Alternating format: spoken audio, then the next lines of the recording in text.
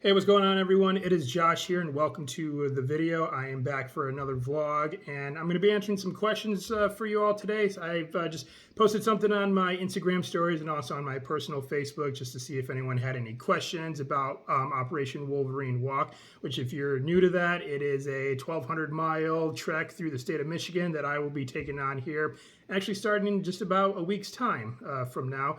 And so just wanted to put out there, see if anyone had any questions, and I got 5 of them today that I'm going to be answering. I did look over these questions briefly. I haven't really formulated any specific answers yet. I figured I would just kind of do this a little bit more on the fly, just kind of, I guess, speak from the heart, if you will, just kind of fire from the hip, so to speak. So yeah, let's go ahead and get through some of these questions now. And the first question that I have here is, did you have any other name options for the walk? And in parentheses, he put, not that it's a bad name by any means. Actually, no, I didn't have any other names for this, and I'm not sure exactly how long it took me to come up with Wolverine Walk. I was just kind of just rattling some ideas in my head, but I just kind of like how it just flows. I mean, both words start with the same letter, and of course, Wolverine being the Wolverine state, it just kind of flowed pretty well. And of course, I didn't want to make it too lengthy either. So, because obviously, if I think of like my military experience, when you talk about a military operation, it's Operation something, Operation this, probably usually no more than 2 words. And so I wanted to make sure I did the same thing with this expedition. So nope, Operation Wolverine Walk was pretty much the one and only option that I went with, and I think it goes quite well, but then let me know what you all think too, if you like that name. All right, the next question. Any other destinations slash hikes that you contemplated before making your choice? And actually, yes, there was. Now, some of you who've been following me for a while know that about a couple years ago, I was in the midst of planning a expedition in South America, where I was going to be hiking the length of 2 South American countries, Paraguay and Uruguay. And I was set to do it all in 2020.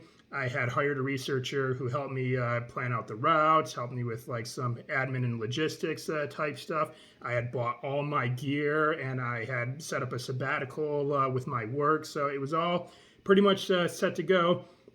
But then, of course, as we all know, that 2020 was a little bit of a year, and I had to put that whole thing on the back burner. I was hoping to do it this year, but even still, this microscopic enemy that we've all been facing has still been lingering and has put some countries in lockdown. And of course, we're seeing that more and more even now.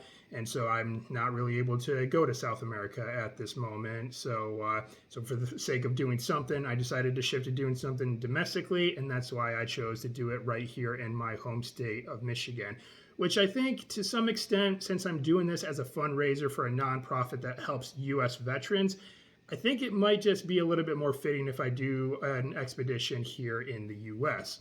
And then, of course, my home state is a very good choice, if I do say so. I personally think that Michigan is a very underrated state for travelers, especially if you love nature. The Upper Peninsula is just a spectacular place for anyone who loves nature.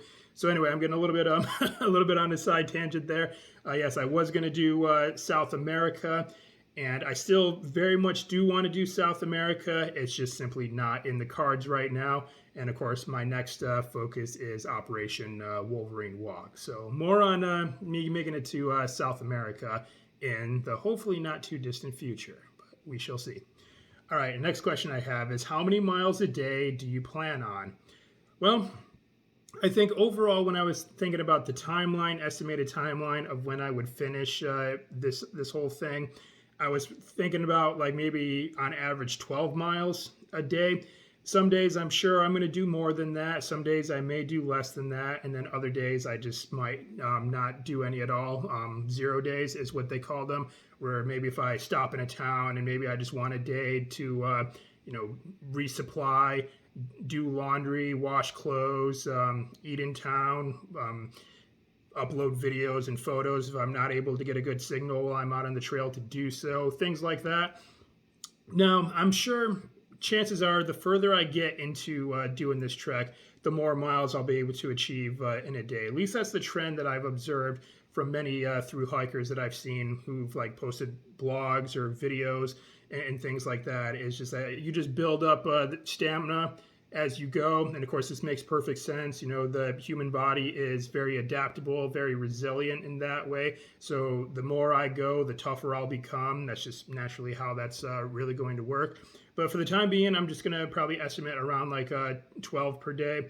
And thinking about some of the hikes that I've done in the past, when I did overland in Scotland, I was doing like 15 miles a day with a heavier rucksack than what I'm going to be doing now. And this time around, I'm actually following the North Country Trail, so it's going to be a little bit more, I don't know if I'd say smooth sailing necessarily, but I do think I'll be able to cover a good amount of ground. So about 12 miles a day on average is what I'm looking at. All right, and the next question. What's your coldest night spent outside? Now that's actually an easy one. This is about 10 years ago. I had just graduated from college, and I was getting ready to join the Peace Corps to move out to West Africa, but I wanted to do a little trip for myself to kind of celebrate graduation and this next opportunity that I was about to embark on. And so I did a backpacking, backcountry camping trip out in South Dakota. I went to Wind Cave National Park in the Black Hills, and this is in February, so it was wintertime, and it was pretty cold. And it ended up getting down to 20 degrees when I was camping outside. And that made for a little bit of a restless night just because that's really, really cold. I mean, obviously, 20 degrees, that is no joke. So that's the coldest night that I've had so far. But I'm sure, like, as I keep exploring and doing more adventuring, I'll probably find myself in some colder climates, perhaps not too far down the road. So again, we shall see. And the last question, and this is a good one too. What are you looking forward to the most? Well, I'm obviously very much looking forward to the opportunity to raise money for this nonprofit that helps veterans. I've been a participant in an AVAR dig in the past, and that just kind of really cemented a good foothold in my own career as an archaeologist, and it was an amazing experience, and I certainly want other veterans out there to be able to experience that and benefit from that as well. But what I'm really looking forward to is really a chance to unplug and to be immersed in nature. You know, I kind of have this theory that humans haven't evolved fast enough yet to really take in all the stimuli that we do on a daily basis, everything from our TVs to our smartphones, our tablets, our laptops, and podcasts, music, audiobooks, all of it. I don't think we've evolved fast enough to take in that much stimuli.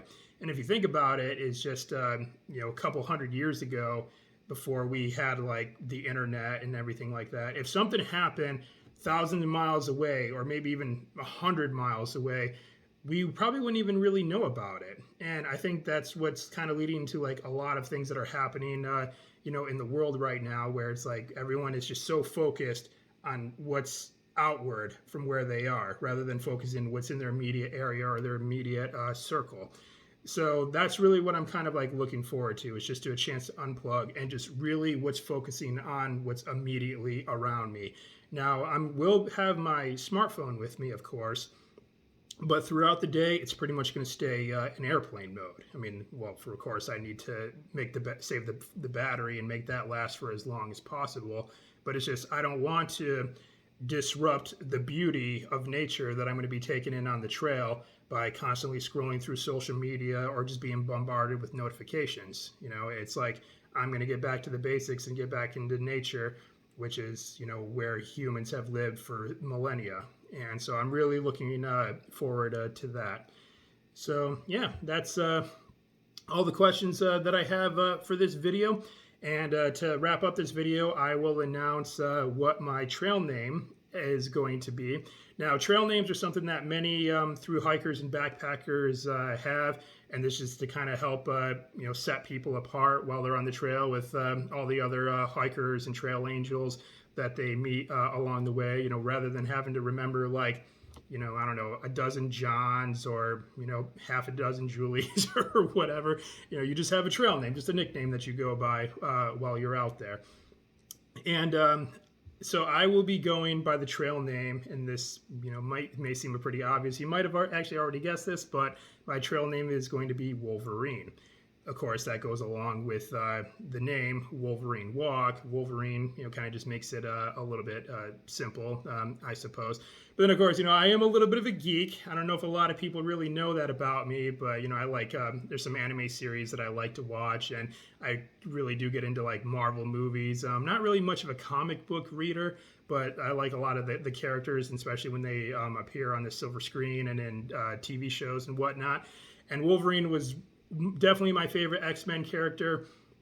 And I think just a lot of like the characteristics about him, I think will be useful for me when I'm out on the trek. Wolverine is strong, resilient, relentless. He's also savage and wild too. All characteristics that I think will be beneficial for me to complete this expedition. Now, at first, I was thinking to myself that I shouldn't give myself a trail name, especially a trail name like Wolverine, until I make it to the end of this to earn the name, kind of, sort of. But for the sake of actually having a trail name that people can come to know me by, and I could introduce myself to people, I decided that I probably should get it for myself before I start this. But then I think it's going to serve as something that I'm going to have to live up to when I'm actually out on the trail. And then that's going to actually sort of help, because I know I'm going to be facing some pretty challenging times ahead of me. There's going to be nights where I'm going to get cold. There's going to be nights where I am bitten up by mosquitoes. I'm tired. I'm thirsty. I'm hungry. Fill in the blank, basically, with whatever ailment's going to come my way while I'm out there.